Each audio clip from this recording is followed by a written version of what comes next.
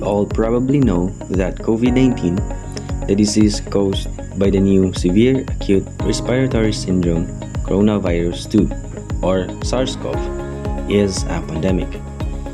But what are the differences among epidemic, pandemic, and an endemic? And when does these diseases become a public health concern?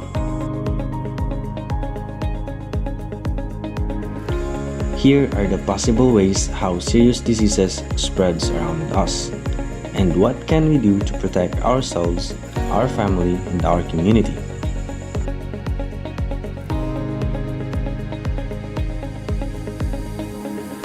To begin with, let us first identify the meaning of each word. The word endemic is derived from the ancient Greek word en, meaning in, and demos, meaning people, that are diseases that resides in the group of people. A disease outbreak is endemic when it is consistently present but limited to a particular region. This makes the disease spread and rates predictable. Malaria, for example, is considered endemic in certain countries and regions. That's opposed to epidemic, which derived from the word epi, meaning on, as in, diseases that act on a group of people. An epidemic is when an infectious disease rapidly spreads to many people and usually affects a larger area than outbreaks.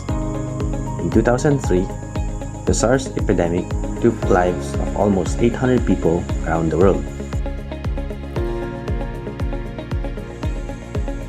Similarly, a pandemic draws a Greek word pan, meaning all, as in, epidemic that spreads across borders into many countries, affecting the whole world if left unchecked.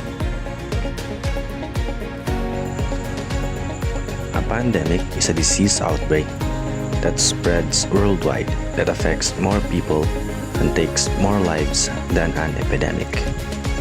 The number of lives lost in a pandemic depends on how many people are infected, how severe of an illness the virus causes, how vulnerable certain groups of people are, prevention efforts, and how effective they are.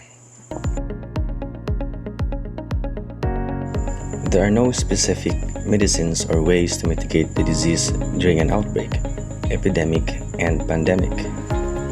It may take scientists a long period of time to make medicines and vaccines, but in today's advancement of technology, it is easier and faster to produce vaccines than before.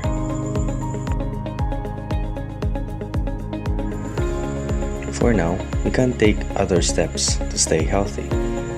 Wash our hands often with soap and water, or use sanitizer that contains 60% alcohol solution. Do not touch your mouth, nose, and eyes unless you have just washed your hands.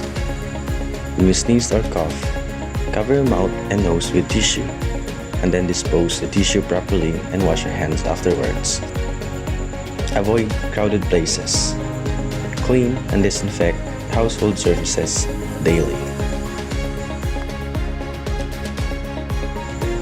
If you get sick, stay at home and away from the public. Always wear a face mask if you need to go out for medical care. Avoid public transportation and taxis. Have only one person to take care of you if possible.